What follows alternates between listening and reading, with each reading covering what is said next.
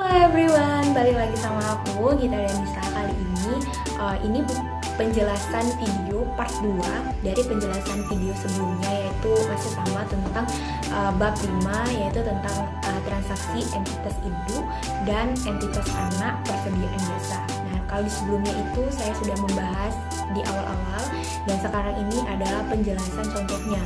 Nah, jadi simak video aku selanjutnya. Oke.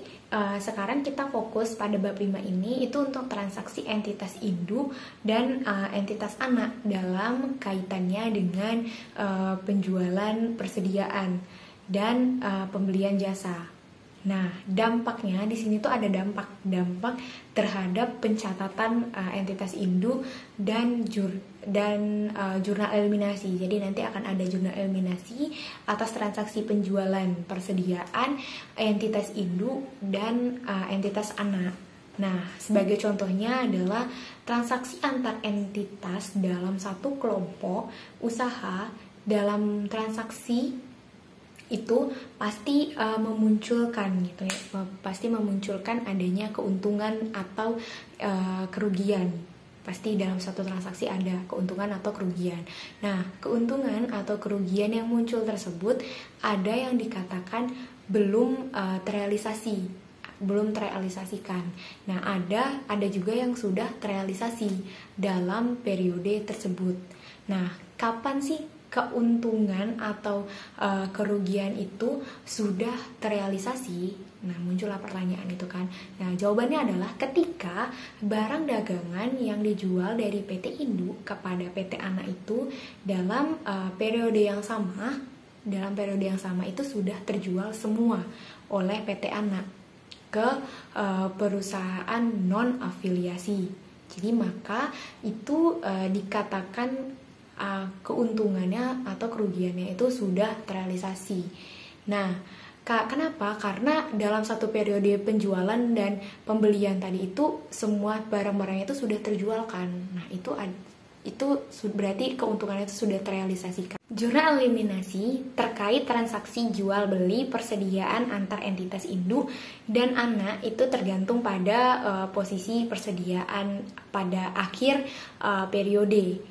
Jadi maka jurnal eliminasi yang dibuat untuk menghapus penjualan dan untuk menghapus HPP yang tadi, itu hanya HPP yang boleh muncul dalam laporan keuangan konsolidasian adalah APP ketika induk memperoleh barang dagangan dari perusahaan non afiliasi tadi. Nah, itu yang hanya boleh muncul, HPP yang boleh muncul. Nah, penjualan yang boleh muncul dalam laporan keuangan konsolidasian adalah penjualan yang dari PT Anak ketika menjual kepada PT non afiliasi. Jadi penjualan yang dilakukan oleh PT Anak tadi ya ke non afiliasi itu boleh muncul dalam laporan keuangan konsolidasi. Persediaan yang diperoleh dari induk sudah terjual ke perusahaan non afiliasi, maka ini akan terbagi menjadi 3 skenario. Nah, skenario yang pertama itu persediaan, contohnya ya, persediaan yang dibeli PT Samudra terjual semuanya pada periode sekarang atau periode yang sama dengan harga jual sebesar 16 juta. Nah, untuk skenario yang kedua yaitu seluruh persediaan dari PT Palapa belum terjual sampai dengan akhir periode. Nah, untuk skenario yang ketiga yaitu ada sebagian dari persediaan yang diperoleh dari PT Samudra dari PT Palapa baru sebagian yang terjual, atau mungkin kita asumsikan sebesar 75%. Nah, sebesar 12 juta. Nah, penjelasannya untuk skenario yang pertama yang seluruh persediaannya itu terjual kepada perusahaan non afiliasi pada periode yang sama. Nah, dengan ketika PT Anak memperoleh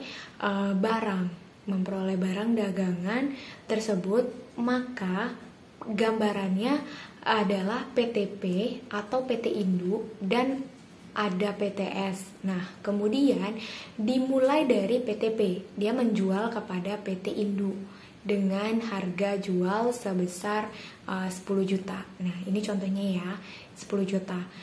Sebelumnya PTP ini memperoleh barang dagangan tersebut itu sebesar 16 juta dari perusahaan non-afiliasi yang di luar dari kontak itu. Nah, merupakan perusahaan, di luar dari kota ini itu merupakan perusahaan non-afiliasi maksudnya. Nah, kemudian PTP itu menjual lagi barang dagangannya tadi itu dengan harga 10 juta. Dengan harga 10 juta.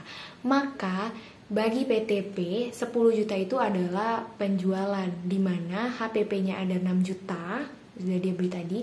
Nah, bagi PTS yang 10 juta itu adalah harga perolehan karena dia membeli harga 10 juta dari PT Induk. Nah, kemudian ternyata penjualan ini dilakukan pada periode yang sama, langsung terjual pada periode itu juga.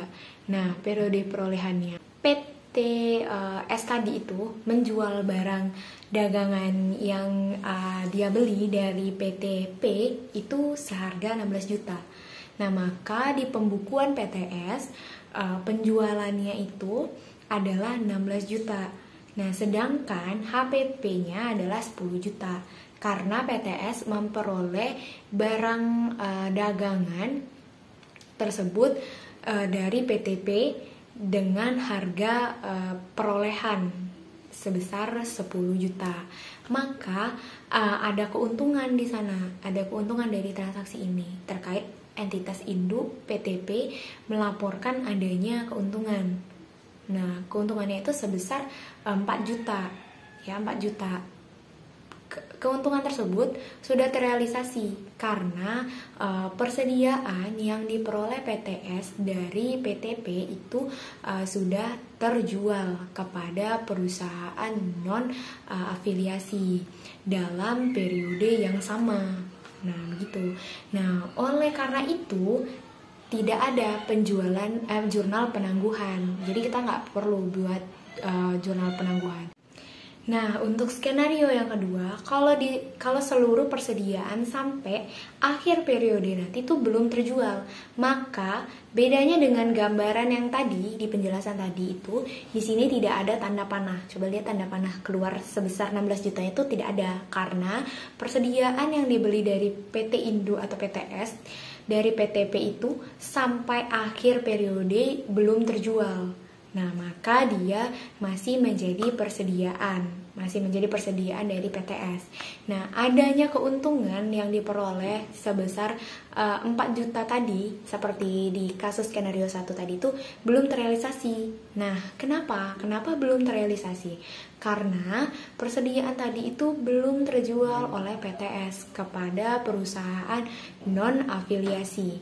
Nah, maka keuntungan yang sebesar 4 juta tadi itu belum direalisasikan. Nah, oleh karena itu, transaksi ini merupakan transaksi hulu dari PTP. Jadi PTP itu mencatat penangguhan untuk keuntungan yang belum terrealisasikan ini secara periodik. Jadi secara periodik dicatatnya. Nah, kalau transaksinya hulu, jadi tidak bergantung pada besarnya kepemilikan. Tapi kalau transaksi hilir, jadi anak yang menjual dari perusahaan induk, maka penangguhan keuntungan yang dipengaruhi dari persentase kepemilikan. Jadi kalau hilir tadi itu untuk persentase kepemilikan. Nah, saya tegaskan lagi, kalau untuk penangguhan keuntungan untuk transaksi hulu, maka penangguhan keuntungannya itu secara penuh. Ya, kalau hulu itu secara penuh penangguhannya. Tapi kalau hilir, anak yang menjual pada PT Induk, maka penangguhan keuntungan itu dipengaruhi oleh persentase kepemilikan. Lagi ke skenario 3, yaitu maka PT Anak itu tidak mencatat penangguhan sebesar 100% karena induk hanya memiliki saham di PT Anak itu hanya sebesar 75%. Maka yang boleh ditangguhkan adalah itu hanya di 75% saja. Nah, sisanya 25% lagi itu kepentingan non afiliasi. Nah, itulah tadi video aku penjelasan mengenai bab 5 tentang transaksi entitas induk dan entitas anak persediaan jasa.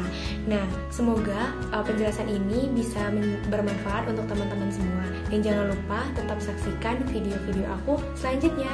See you!